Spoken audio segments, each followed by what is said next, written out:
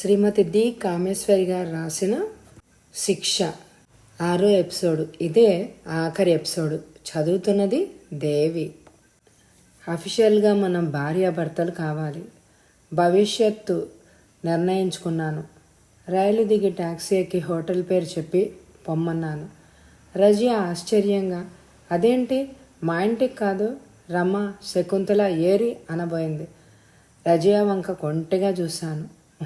మన మధ్య అడ్డం వాళ్ళెందుకు అన్నాను చెయ్యి మృదువుగా నొక్కి. రజియా మొహం సిగ్గుతో కందిపోయింది. ప్లీజ్ వద్దు, హోటల్కి వద్దు అంది అభ్యర్థిస్తున్నట్టుగా. అదేం కుదరదు, ఈ రాత్రి మన మొదటి రాత్రి అని మర్చిపోకే అన్నాను. అలకగా రజియా చురుక్కున చూసింది. మనం లోకం దృష్టిలో ఇంకా భార్యాభర్తలం కాదన్న సంగతి మర్చిపోకండి. మీ అల్లా సాక్షిగా అయ్యాంగా, మీ దేవుడు సాక్షిగా నలుగురు ఎదుట జరగకపోతే రేపు నేనందరి మొహం ఎలా చూడగలను అని అంది రజియా. రజియా మాట కూడా నిజమే అనిపించింది. కాస్త నిరుత్సాహం అనిపించినా అందరికీ పని ఎందుకు కల్పించాలని ఆలోచించి టాక్సీ డ్రైవర్కి తోవ చెప్పాను. కోపం వచ్చిందా? రజియా నా మౌనాన్ని చూసి అడిగింది. చాలా వచ్చింది. సరే, ఇవాళ తప్పించుకున్నావు, రేపు వడ్డీ వసూలు చేస్తానులే అని అన్నాను. చెయ్యి గట్టిగా నొక్కి రజియా సిగ్గుల పెళ్లి కూతురు అయింది. రమ శకుంతల మమ్మల్ని చూసి ఆనందించారు. కేవలం చదువుకే ఆదుకుంటారనుకున్న వాళ్ళిద్దరూ అసలు సంగతి విని చిన్న పిల్లల్లాగా సంబరపడ్డారు. రజియాని కౌగిలించుకున్నారు. మర్నాడు ఉదయం దేవాలయంలో అర్చకుని మంత్రాల మధ్య దండలు మార్చుకున్నాం. రమ శకుంతల రజియాను హిందూ పెళ్లి కూతురులాగా పూలు, కుంకుమ, పారాణితో అలంకరించారు. రజియా కోరిక మీదే మెడలో తాళి కట్టాను కూడా. తాళి కడుతూ, ఈ రోజు నుంచి నీవు రజియావు కాదు, రాజీవి. ఈ తాళిబొట్టుతో నీ మతం, సాంప్రదాయం, నీ పాత పేరు అన్నీ పోయి మాలో చేరిపోయావు అని అన్నాను. రజియా కళ్ళు సంతృప్తితో తళతళలాడాయి. సాయంత్రము హోటల్లో నా స్నేహితులకి, రజియా స్నేహితులకి పార్టీ ఇచ్చాం. ఆశ్చర్యపడ్డారు వాళ్ళు, అభినందించారు వాళ్ళు. రజియా అందం చూసి నా అదృష్టానికి అసూయపడ్డవాళ్ళు అన్ని రకాల వాళ్ళు ఉన్నారు. ఆ రాత్రి హోటల్లో గది తీసుకున్నాను. రమ శకుంతల రజియాని శ్రద్ధగా అలంకరించి మరీ పంపారు. పాల నొరగలాంటి తెల్లని వెన్నెల లాంటి ట్యూబ్లైట్ కాంతిలో తెల్ల చీర, విరగబూసిన జాజులతో రతీదేవిలాగా రాజీ వచ్చింది. ఆత్రంగా కౌగిల్లోకి లాక్కున్నాను. ఆ క్షణం అలా శాశ్వతంగా నిలిచిపోతే చాలు అని అనిపించింది. రాజీ అందం ముందు, రాజీ అందించిన ఆనందం ముందు తల్లి, అన్న, వంశం, గౌరవం అన్న పదాలన్నీ పేలవంగా కనిపించాయి. తర్వాత వారం రోజులకి ఓ ఇల్లు కుదుర్చుకొని రాజీతో కాపురం పెట్టాను. హాస్టల్లో ఉండడం లేదు, వేరే ఇల్లు తీసుకున్నాను. డబ్బు ఎక్కువ కావాలి అనే ఇంటికి వ్రాసి తెప్పించుకున్నాను. రోజుకో కొత్త అందం, ఆనందాలు చూపే రాజీతో కాపురం స్వర్గం అనేది వేరెక్కడుంది అని అనిపించిన రోజులవి. ఎంత ఆలోచించినా ఈ విషయం ఏమిటో ఎలా చెప్పాలో అర్థం కాలేదు. సెలవులకి వెళ్లకుండా ఏదో సాకు పెట్టి తప్పించుకున్నాను. హౌస్ సర్జన్సీ పూర్తయింది. ప్రాక్టీస్ పెట్టాలని నిర్ణయించుకున్నాను. దానికి కావాల్సిన ఏర్పాట్ల కోసం 2 రోజులు ఇంటికి వెళ్ళక తప్పలేదు. ఇంటికి వెళ్ళిన దగ్గర నుంచి ఆ జమీందారు గారి ఏకైక కుమార్తెనిస్తామన్నారు. ఆ జమీందారు గారి చెల్లెలుంది అంటూ పెళ్లి చేసుకోమని పోరు పెట్టారు. కొన్నాళ్ళు పోయాకని తప్పించుకున్నాను. ఇటు ప్రాక్టీస్ ఆరంభించడం, అటు రాజీ నాకు మొదటి పేషెంట్ అవ్వడం ఒకేసారి జరిగాయి. రాజీ గులాబీ చెక్కిళ్ళు పారిపోయాయి. ఎన్ని అలాంటి కేసులు చూసినా నా రాజీకి ఆవగించంత కష్టం ఉన్నా భరించలేక డాక్టర్ల దగ్గరికి పరుగు పెట్టాను. కానీ మా అనురాగ ఫలం అందుకోవాలంటే రాజీ ఆ మాత్రం కష్టపడకుండా ఎలా? లేడీ డాక్టర్ అభినందిస్తూనే, మరీ అంత అపురూపమైతే ఎలా అంది హాస్యంగా. ఇప్పటికైనా మీ ఇంట్లో చెప్పారా అంది రాజీ. చెబితే అభినందనలు కాదు అందుకునేది అని తెలిసి ఎలా చెప్పడం అన్న ఆలోచనలో పడ్డాను. మైమరిచి డైరీ చదువుతున్న రంగారావు మొహం ఎర్రబడింది. తమ్ముడు ఎంత పని చేశాడు.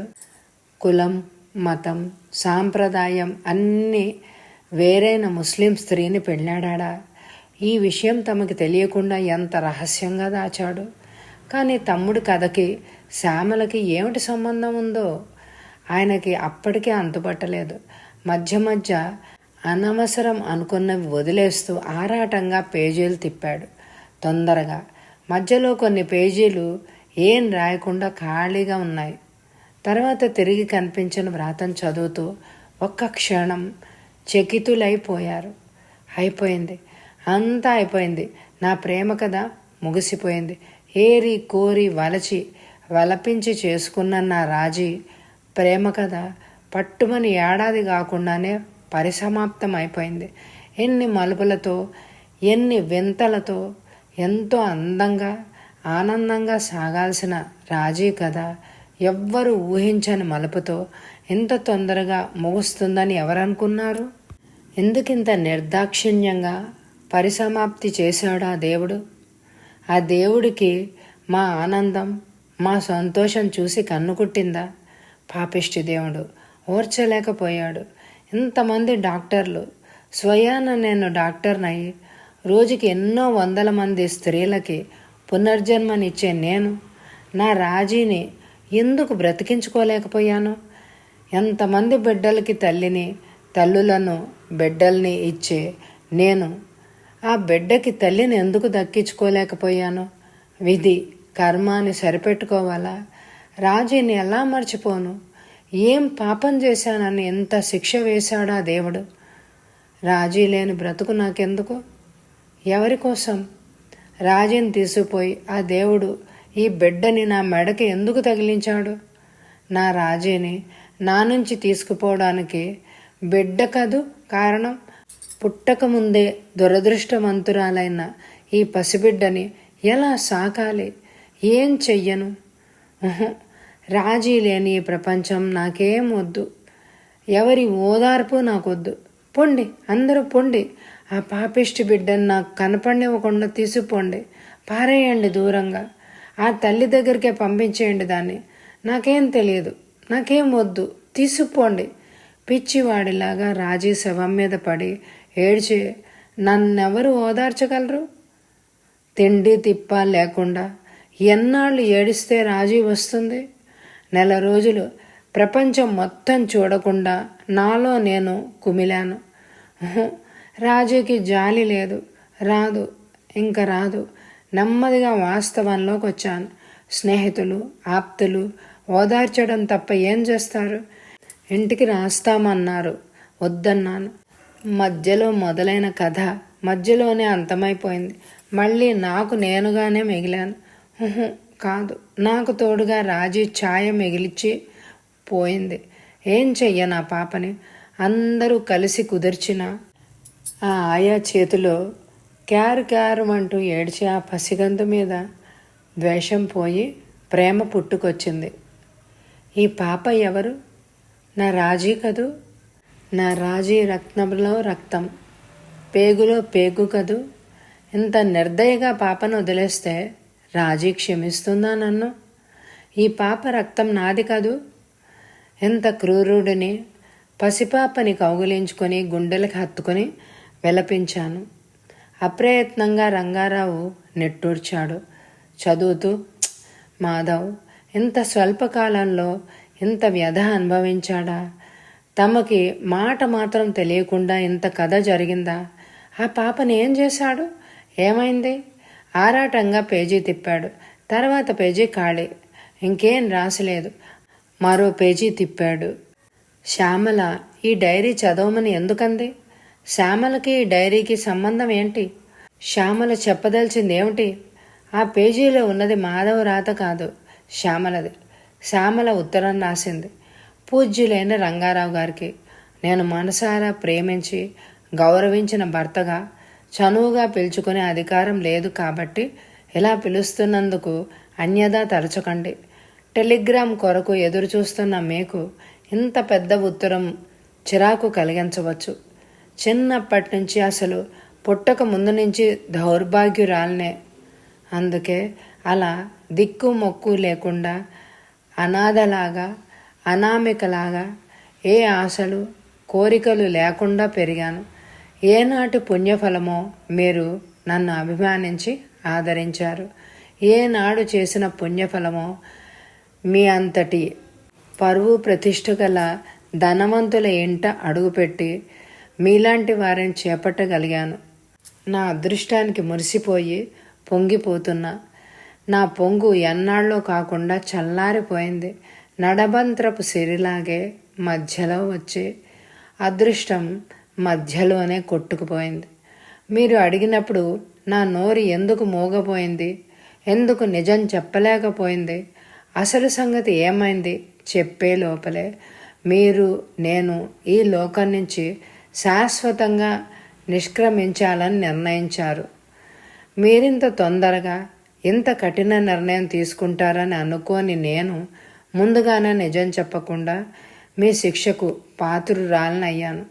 మీ శిక్ష అమలు జరపకపోతే తిరిగి మిమ్మల్ని చూడలేనని, ఎవరు ఒకరే మిగిలి ఉంటామని నేను ఏమి చేయాలో తోచకుండా నా కాళ్ళు చేతులు కట్టేశారు. నా కర్తవ్యం మీరు చెప్పిన మార్గం కంటే మరొకటి లేదని తేల్చేశాను. నాపై మీకు నిజంగా నమ్మకం, అభిమానం ఉంటే ఇంత తొందరపడేవారు కారు. అవి లేకపోయాక పై బంధాల కోసం ఆవేశపడి నేను బ్రతకడం అనవసరం. కాబట్టి సెలవు పుచ్చుకుంటున్నాను. బహుశా మీకు అది అందేసరికి టెలిగ్రామ్ అయినా రావచ్చు, మీకు ఇష్టం ఉన్నా లేకపోయినా. ఆఖరిసారిగా లోకం కోసం వచ్చి నన్ను చూడక తప్పదు. ఏమిటి ఈ సోది అని విసుక్కుంటున్నారా?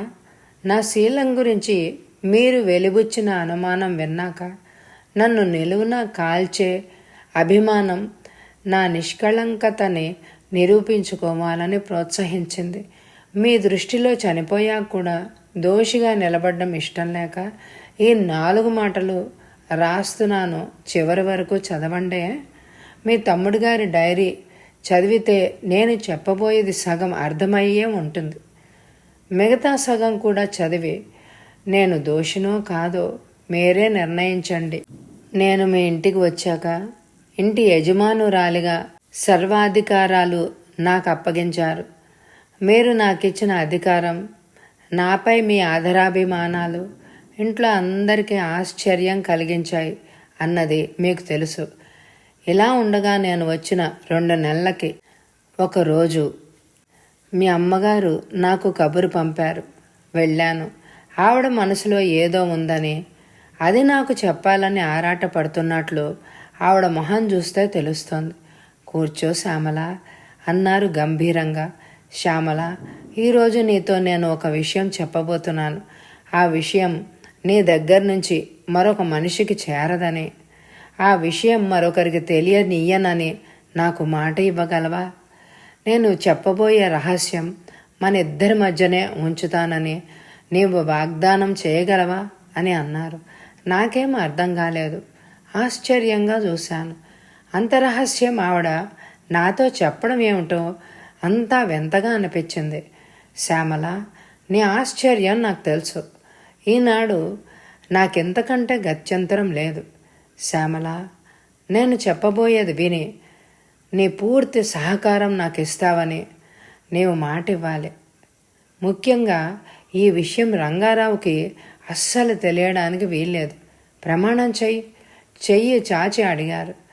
మీకు కూడా తెలియని ఆ రహస్యం ఏమిటో నేనేం చెయ్యాలి? నాకేం అర్థం కాలేదు. అయినా ఆవిడ మీద ఉన్న గౌరవం కొద్దీ ముందు మీరు అసలు విషయం చెప్పండి. విషయం తెలుసుకోకుండా నేనేం చేయగలను, ఎలా చెప్పను? మీరేం చెప్పినా అది నాలోనే ఉండిపోతుందని మాత్రం హామీ ఇవ్వగలను అంటూ ఆవిడ చేతిలో చేయి వేశాను. శ్యామల, నీకు ఈ విషయం ఎందుకు చెప్తున్నాను అంటే, ఈ పని కాగలిగితే అది కేవలం నీ వల్లే అవ్వాలి. ఇప్పుడు నీకంటే ఇంకెవ్వరూ కనపడడం లేదు. రంగారావు నీ మాట వింటాడన్న నమ్మకం నాకుంది. నీవు అడిగితే కాదనడన్న విశ్వాసం కూడా నాకుంది. తెల్లబోయి చూశాను. అప్రయత్నంగా నా మొహం ఎర్రబడింది. మీరు మీరు కంగారు పడకు. ఈ 2 నెలలుగా అబ్బాయి నీకిచ్చిన స్థానం నాకు తెలుసు. నీ మీద వాడుకున్న నమ్మకం గ్రహించాను. కనుకే ఈ పని నువ్వే చేయగలవన్న నమ్మకంతో నీకు ఈ సంగతి చెప్తున్నాను. ఆవిడ ఆయాసంగా ఆగి ఒక్క క్షణం కళ్ళు మూసుకున్నారు. తర్వాత నెమ్మదిగా తెరిచి, నీవు నా 2వ కొడుకు రక్తం పంచుకుబుట్టిన బిడ్డ మన అనాథ శరణాలయంలో అనాథగా పెరుగుతోంది తెలుసా? ఆవిడ చెప్పలేక చెప్తున్నట్టు నల్లబడిన మొహంతో అన్నారు. ఆ వార్తకి దిమ్మరబోయాను. అవును శ్యామల, నా కొడుకు కాలేజీలో చదివే రోజుల్లో ఒక ముస్లిం అమ్మాయితో ప్రేమలో పడ్డాడు. కులం, సాంప్రదాయం, వంశం, పరువు, ప్రతిష్టలంటే ప్రాణం పెట్టే మేము ఆ అమ్మాయిని పెళ్లి చేసుకోవడానికి ఎంత మాత్రం ఒప్పుకోమని తెలుసు. ముఖ్యంగా అన్నగారి ఎదుట మాట్లాడి వాడిని ఒప్పించలేనని వాడికి కూడా తెలుసు. అంచేత మాకెవ్వరికి తెలియకుండానే ఆ అమ్మాయిని రిజిస్టర్ మ్యారేజ్ చేసుకున్నాడు. వాడి ప్రేమ ఫలం ఒక కూతురు. కానీ ప్రేమించి పెళ్ళాడిన అమ్మాయి బిడ్డను కని కన్నుమూసింది. వాడి ప్రేమ కథ 1 ఏడాదిలోనే పరిసమాప్తి అయింది. కానీ ఆ పుట్టిన బిడ్డని ఏం చెయ్యడం అన్నది వాడికి ఒక సమస్య అంది. ఒక దాసి పెంపకంలో పెట్టాడు. ఆసారి ఇంటికి వచ్చినప్పుడు ఎప్పుడూ చలాకీగా నవ్వుతూ తుళ్ళుతూ ఉండేవాడు. మొహం చిన్నబోయి ఉంది. ఆ సంగతి గుర్తించాక 2-3 సార్లు అడిగాను. ఏం లేదు అంటూ మాట దాటేశాడు. ఆఖరికి ఒక రోజున ఇంట్లో అందరూ నిద్రపోయాక నెమ్మదిగా నా గదిలోకి వచ్చాడు. ఆశ్చర్యంగా చూశాను. అమ్మా అన్నాడు. ఏదో చెప్పాలని ఆరాటపడుతూ చెప్పలేక సందేహించాడు. నల్లబడిన మొహం వాడి సంశయం చూశాక ఏదో ఉంది అని అనిపించింది. తరచి అడిగాను. ఆఖరికి అమ్మ, మీరు నన్ను క్షమిస్తానంటే ఒక్క మాట చెప్తాను అంటూ తన ప్రేమ వ్యవహారం, రిజిస్టర్ పెళ్ళి, బిడ్డ పుట్టడం అంతా తల వంచుకొని చెప్పాడు. వింటూ నిర్ఘాంతపోయాను. కులమే కాక మతం కూడా వేరు. మన పరువు, వంశం, మర్యాద మంట కలిపావంటూ ఆవేశంలో తిట్టాను. అమ్మ, మీరెన్ని అన్నా భరిస్తాను. కానీ నేను చేసిన అపరాధానికి నా కన్నబిడ్డ అనాథగా ఏ దాది చేతుల్లోనో పెరగడం నేను సహించలేకుండా ఉన్నానమ్మా. ఆ బిడ్డకి ఏదో దారి మీరే చూపాలి అంటూ కంట తడి పెట్టాడు. వాడి కంటినీరు చూడగానే ఆవేశం దిగిపోయింది. చలించాను. వాడి బాధ, ఆవేదన అర్థమై కరిగిపోయాను. ఇప్పుడింక వాడు చేసిన పనికి ఇంకా ఎన్ని అని మాత్రం ఏం లాభం? జరిగిందేదో జరిగిపోయింది. కానీ ఆ బిడ్డని ఏం చేయడం? మా బిడ్డని చెప్పి ఇంట్లో ఎలా పెట్టుకోను? లోకం ఏమంటుంది? కన్న తల్లి కనుక నేను క్షమించినా రంగారావు క్షమించడు. నా కోడలి దృష్టిలో నా 2వ కొడుకు చులకనవ్వడం నేను సహించలేను. ఏం చేయడం? ఇద్దరం ఎంతోసేపు ఆలోచించాం, ఎంతో చర్చించాం, ఎన్నో పరిష్కార మార్గాలు వెతికాం. ఆఖరికి నాకు ఒక ఉపాయం తట్టింది. ముందుగా ఆ పసిబిడ్డని ఎలాగో అనాథ శరణాలయంలో చేర్పిస్తే తర్వాత ఏదో వంకన ఆ బిడ్డను పెంచుకునే నెపంతో ఇంట్లో చేర్చవచ్చునని ఆలోచించాను. ఇలా అయితే ఎవ్వరికి ఆ బిడ్డ మా రక్తం పంచుకు పుట్టిన బిడ్డే అని తెలియదు. ఆ బిడ్డ అనాథ అవ్వదు అని ఆలోచించాం. బిడ్డను పెంచుకోవడానికి తెచ్చుకోవడము అంత తేలిక కాదని నాకు కూడా తెలుసు. అయితే నా పెద్ద కోడలికి మొదటిసారి కాన్పు చాలా కష్టమై ఏదో అవాంతరం జరిగి అతి కష్టం మీద ఆపరేషన్ చేసి బిడ్డను తీశారు. మళ్ళీ ఇంకోసారి కాన్పు రాకూడదని గర్భసంచియే తీసేశారు. ఆ ఉన్న ఒక్క నలుసు తప్ప మరి మా ఇంట బిడ్డలు లేరు కనుక ఆడపిల్ల కోసం అంటూ ఈ బిడ్డని పెంచుకోవచ్చు అనేది నా ఆలోచన. నా ఆలోచనకి నా కొడుకు కూడా సమ్మతించాడు. బిడ్డను పెంచుతున్న ఆయా భర్త చేత రహస్యంగా ఓనాడు ఆ బిడ్డని శరణాలయంలో విడిచిపెట్టించాం. ఆ బిడ్డ మెడలో వెంకటేశ్వర స్వామి రాగి బిళ్ళ ఉంటుంది. ఆనవాలుగా మొదటి పని పూర్తయింది. తర్వాత ఏదో వంకన శరణాలయం నుంచి ఆ పిల్లని తీసుకురావాలి అని అనుకున్నాను. అనుకుంటుండగానే ఈ లోప ఘోరమైన కారు ప్రమాదంలో నా కొడుకు, కోడలు, మనవడు అందరూ చనిపోయారు. ఆ హఠాత్ సంఘటనతో కొన్నాళ్ళు అసలు మతే లేకుండా పోయింది. కాస్త ఆ దుఃఖం ఉపశమించాక చనిపోయిన నా కొడుకు ఆత్మశాంతికైనా నేను ఆ బిడ్డని అలా అనాథగా వదిలేయరాదని నిశ్చయించాను. కానీ ఏ వంకతో ఇంటికి తీసుకురాను? నేను మంచాన పడిన రోగిష్ఠిని. రంగారావు పిచ్చివాడిలాగా ఇల్లు పట్టకుండా తిరుగుతున్నాడు. వాడికి ఏమని చెప్పి ఒప్పించను? అక్కడికి ఎన్నిసార్లు ఇల్లు పాడిపడినట్టుంది, పెళ్ళికి ఒప్పుకోకపోతే కనీసమో బిడ్డనైనా తెచ్చి పెంచుకుందాం అంటూ చెప్పాను. రంగారావు నా మాట వినలేదు. ఎన్నిసార్లు ఆ ప్రసక్తి తెచ్చినా ఏంటమ్మా పిచ్చి, మన వాళ్ళు అనుకునే వాళ్లే మనను వీడి వెళ్ళిపోయారు. ఎక్కడి నుంచో తెచ్చి పెంచుకున్నది మన బిడ్డ ఎలా అవుతుంది? అనవసరంగా ఈ జంజాటం మనకెందుకు? మీరు రోగిష్టి, నేను మగాణ్ణి. ఇంట్లో దాసీలున్నా బిడ్డని పెంచడం అంత మాటలా? సరైన ఆదరణ చూపకుండా దాదీల మీద విడిచిపెట్టేదానికి ఈ కొత్త బంధం మనకెందుకు అంటూ కొట్టి పారేశాడు. ఇంకేం చేయను? నా రక్తం పంచుకు పుట్టిన బిడ్డ అలా దిక్కు మొక్కు లేని అనాథగా పెరుగుతోంది అన్న నిజం నా గుండెను దహిస్తోంది శ్యామల. నా కొడుకుకిచ్చిన మాట నిలుపుకోలేకపోయానన్న ఆవేదన నాకు శాంతినివ్వడం లేదు. ఆ బిడ్డని అలా వదిలేస్తే చనిపోయిన నా బిడ్డ ఆత్మ శాంతిగా ఉంటుందా? ఈ నిజం తెలిసిన నేను ఎలా ప్రశాంతంగా బ్రతకగలను చెప్పు? ఆవిడ విషాదంగా అంతా చెప్పుకొని నిట్టూర్చింది. నేను ఆశ్చర్యపోయాను. అంతకంటే ఈ జమీందారుని తనతో చెప్పడంలో గల అర్థం బోధపడక మరింత ఆశ్చర్యపోయాను.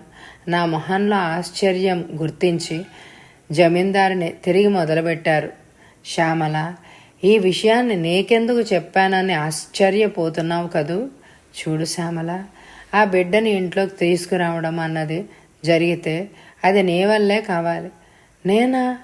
ఆశ్చర్యంగా అడిగాను. నేనా? ఎలా? శ్యామల, నీవు చెప్తే రంగారావు కాదండన్న నమ్మకం నాకుంది. ఈ 2 నెలలుగా ఇంట్లో నీవు వచ్చాక వాడెంత మారింది నేను గమనిస్తూనే ఉన్నాను. నా మొహం ఎర్రబడింది. తడబడుతూ ఏదో అనబోయాను. జమీందారిని అది గుర్తించినట్టే. శ్యామల, మంచంలోంచి కదల్లేని ఒక వృద్ధురాలి కడసారి కోరిక ఇది. ఈ పని నెరవేర్చకుండా ప్రశాంతిగా నేను చనిపోను. నా కోరిక తీర్చగలవా? అంత గంభీరత ఏమైందో ఓ యాచకురాలిగా ఆవిడ ఆశగా చూస్తూ ఏం జవాబివ్వాలో తట్టనట్టు అచేతనురాలనయ్యాను నేను. కానీ నేను చెప్తే ఆయన వింటారా? అసలు అంత చనువు నాకేది? తడబడుతూ బిడియంగా అన్నాను. అసలు ఏమని అడగను?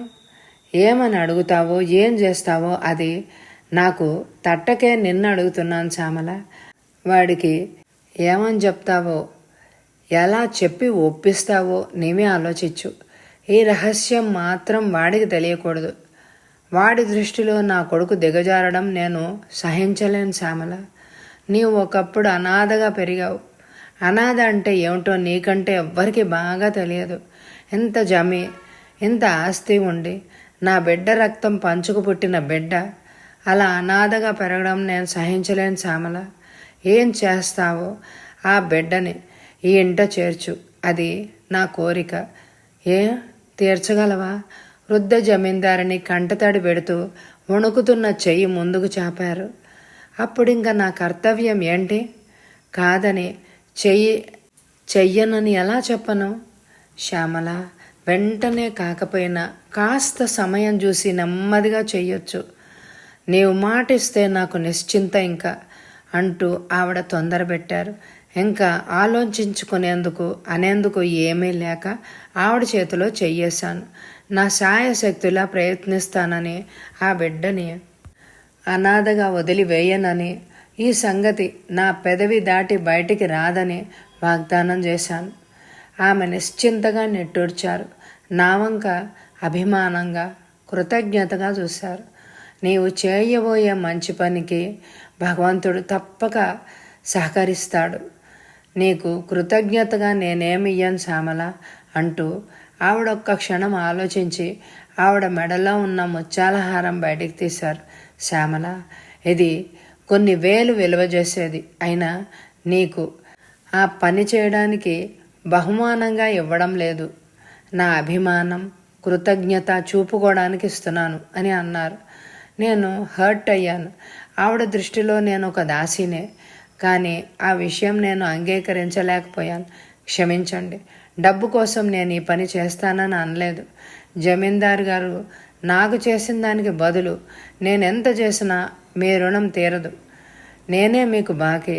అంచేత నా కృతజ్ఞత చూపుకోవడానికి మీరు నా మీద పెట్టిన భారం స్వీకరిస్తాను అంటూ బయటకు వచ్చేసాను. ఆ రోజు జరిగిన సంగతి అది. తర్వాత ఎన్నోసార్లు ఆ విషయం గురించి ఏం చెయ్యాలా అని ఆలోచించేదాన్ని. మిమ్మల్ని ఏమని అడగడమో, ఎలా ఒప్పించడమో అన్నది తెలియక కొట్టుమిట్టాడాను. ఈ లోపలే మీరు ఆ ఇంట్లో నా స్థానం పని మనిషి కాదని, నా చోటు మీ హృదయంలో ఉందని నిరూపించారు. ఆనాడు నాకు పట్టిన అదృష్టానికి తలుచుకుని నేనెంతగానో సంతోషించానో మీకు తెలుసు. మన వివాహ వార్త మీ అమ్మగారు ఆమోదించారని నాకు తెలుసు. కానీ మరో గత్యంతరం లేక ఆవిడ అంగీకరించారు. ఆ రోజే ఆవిడ జబ్బు తిరగబెట్టి నోరు చెయ్యి పడిపోయింది. ఆ స్థితిలో ఆవిడ నన్ను చూసి ఏదో చెప్పాలని ఊరికే తాపత్రయపడేవారు. కళ్ళతో దీనంగా చూసేవారు. ఒకసారి బహుశా ఉష విషయమే గుర్తు చేస్తున్నారని ఆవిడకి నేను అభయం ఇచ్చాను. సమయం చూసి ఆ పని పూర్తి చేస్తానని మాటిచ్చాను. మరోసారి చనిపోయే ముందు మీతో కూడా ఏదో చెప్పాలని, కనీసం రాయాలని ఎంతో ప్రయత్నించి చెప్పలేక విఫలురాలయ్యారు. ఆవిడ ఉద్దేశం ఏమిటో కానీ ఉష గురించి అని అర్థం చేసుకున్నాను. జమీందారుని గతించడం, మన వివాహం అన్నీ అయ్యాక ఓ రోజు శరణాలయం చూడ్డానికి వెళ్ళడం, అక్కడ ఉషను గుర్తించి పాపను పెంచుకోవడానికి మిమ్మల్ని ఒప్పించడం విషయాలు మీకు తెలుసు. నిజంగా మొదటిసారి వాడు నన్ను బ్లాక్మెయిల్ చేయడానికి వచ్చినప్పుడు అసలు వాడెవడో నాకు తెలియదు. బ్లాక్మెయిల్లోకి లొంగి వాడిని తొందరగా వదిలించుకోవడానికి డబ్బిచ్చాను. రెండోసారి మీరింట్లో ఉండి అలాగే అవకాశం లేక వాడికి 500 ఇచ్చాను. హడావిడిగా తరిమేశాను. మూడోసారి వచ్చినప్పుడు ఏమైనా సరే వాడికి డబ్బు ఇయ్యరాదని, అసలు వాడెవడో తెలుసుకోవాలని నిర్ణయించుకున్నాను. నిలదీసి అడిగాను. వాడు మీ తమ్ముడు పాపని పెంచడానికి నియమించిన ఆయా మొగుడని, వాడే ఉషని అనాథ శరణాలయంలో వదిలిన వాడని తెలుసుకున్నాను. ఉషని అలా అనాథ శరణాలయంలో వదలడం, తర్వాత పెంపకానికి తీసుకురావడం ఏదో ఉందని వాడు కనిపెట్టి, ఉష ఎవరో మీకు తెలియదని పనివాళ్ల ద్వారా గ్రహించి నన్ను బ్లాక్మెయిల్ చేసి డబ్బు గుంజవచ్చునని ప్రారంభించాడు. నా దురదృష్టం కాకపోతే మీరు కొద్ది నిమిషాలు ముందు వచ్చుంటే మా సంభాషణ ముందు నుంచి విని ఉండేవారు. మీకు అపోహ, అనుమానం లేకపోయేది. దురదృష్టవంతురాల్ని నేను. నా దురదృష్టం నన్ను ఇంకా వెన్నంటే ఉన్నప్పుడు అలా ఎందుకు జరుగుతుంది? నా అదృష్టం కొద్దీ మీ తమ్ముడు గారు రాసుకున్న డైరీ నా వశం చేశారు మీ అమ్మగారు. అందులో అతను ఉష తల్లిని ఎలా చూసింది, ఎలా ఆకర్షితురాలైంది, వారిద్దరి పరిచయం ప్రేమగా మారిన విషయం, ప్రేమ పెళ్లికి దారి తీయడం, పెళ్ళి, బిడ్డ పుట్టడం వగైరా వివరాలన్నీ అందులో వ్రాయబడి ఉన్నాయి. వారిద్దరూ తీయించుకున్న ఫోటో కూడా ఉంది అందులో. ఈ నిదర్శనమే లేకపోతే ఏ దిక్కు ముక్కు లేక మీ పంచన చేరిన ఆడదాన్ని నేనేం చెప్పినా కట్టుగదే అయ్యేదేమో. ఈ మాటలు మీకు కష్టం కలిగిస్తే క్షమించండి నన్ను. కానీ మీరు అడిగినప్పుడు నిజం చెప్పలేకపోయినా నా అసక్తత తిరిగి నాకు అవకాశం ఇవ్వకుండా నా నోరు మూసిన మీ మాటలు ఇవన్నీ నా గుండెనెలా తరుగుతున్నాయో మీరు ఊహించగలిగితే నా ప్రయత్నం ఫలించినట్టే. మీకు నీతులు చెప్తున్నానని అనుకోకపోతే ఒక పేదరాలి కడపటి మాట. మీరు ధనవంతులు, ఉన్నత వంశస్థులు, ఆత్మవిశ్వాసం, మనోధైర్యం, పట్టుదల ఉన్నవారు, తలుచుకున్నది చేయగల సమర్థులు, ఇన్ని ఉన్నవారు కాబట్టి ఒక నిర్ణయానికి వచ్చే ముందు కొంచెం సమయం వెచ్చించడం అవసరం అన్నది ఇక ముందన్నా గుర్తించాలని ఆశిస్తాను. మరి కాసేపట్లో ఇక్కడెవరో టెలిగ్రామ్ ఇస్తారు. మీకు ఇష్టం లేకపోయినా ఆఖరిసారిగా నన్ను చూడడం తప్పదు. మీ అని చెప్పుకోవడానికి మీరు అంగీకరించకపోయినా గర్వంగా ఊహించుకునే మీ శ్యామల. ఆరాటంగా ఉత్తరం చదివిన రంగారావు ఒళ్ళంతా చెమటపట్టింది. ఉత్తరం పూర్తి చేసి శ్యామల అంటూ వెర్రిబాడిలాగా కేకబెట్టి ఒక్క ఉదుటున లేచిపోయాడు. టేబుల్ మీద కారు తాళాలు తీసుకుని ఒక్క ఉదుటున గదిలోంచి బయటికి పరిగెత్తాడు. పిచ్చివాడిలాగా పరిగెత్తి కారులో కూర్చుని గేట్లోంచి దూసుకుపోతున్న రంగారావు గారిని చూసి హోటల్లో అంతా తెల్లబోయారు. ఏ భగవంతుడు తన మొర ఆలకించి తను వెళ్ళేసరికి శ్యామల ఇంకా బ్రతికే ఉండకూడదా అన్న ఆయన ఆశ అడిగే ఆశ అయింది. రంగారావు గారు ఆఘమేఘాల మీద ఇల్లు చేరేసరికే ఆయన విధించిన శిక్షని అమలు జరిపింది శ్యామల. శ్మశాన నిశ్శబ్దం ఆవరించిన ఆ పెద్ద భవంతిలో రంగారావు ఏ గదిలోనో ఒంటరిగా కూర్చుంటారు. శ్యామల, నిన్ను శిక్షించానని అనుకున్నాను, కానీ నీవు నాకెంత పెద్ద శిక్ష వేశావు శ్యామల అని మూగగా రోధిస్తారు. ఆయనని వెతుక్కుంటూ ఉషా, డాడీ అంటూ ముద్దు మాటలతో గుండెలకి హత్తుకుంటాడు ఆయన. ఉషా తల్లి, నీవే నాకు మిగిలావు, నీవు నాకు దూరం అవ్వవు కదా ఎప్పుడు అంటారు. ఆ మాటలకు అర్థం తెలియని ఉష చిట్టి చేతులతో ఆయన బుగ్గలు తుడుస్తూ, ఏడుస్తున్నావా డాడీ, మమ్మీ ఏది అంటుంది. మీ మమ్మీకి నా మీద కోపం వచ్చి నన్ను ఇలా జన్మంతా ఏడవమని శిక్ష విధించిందమ్మా అంటూ ఉషతో బేలగా చెప్పుకుంటారు ఆయన. కథ సమాప్తం. ఇటువంటి మంచి నవలలు మీకు కావాలంటే తప్పకుండా శ్రీ కథాసుధా ఛానల్ని లైక్ చేయండి. అప్లోడ్ చేయగానే చూడండి. మీ అభిప్రాయాల్ని కామెంట్ ద్వారా తెలియచేయండి. ఈ నవలని చదవడానికి నాకు అనుమతించి మీ కామెంట్లన్నీ చూస్తూ బాగా చదువుతున్నావమ్మా అని నన్ను అభినందించిన శ్రీమతి డి కామేశ్వరి గారికి మరొకసారి హృదయపూర్వకమైన ధన్యవాదాలు తెలియజేసుకుంటూ మీ దేవి.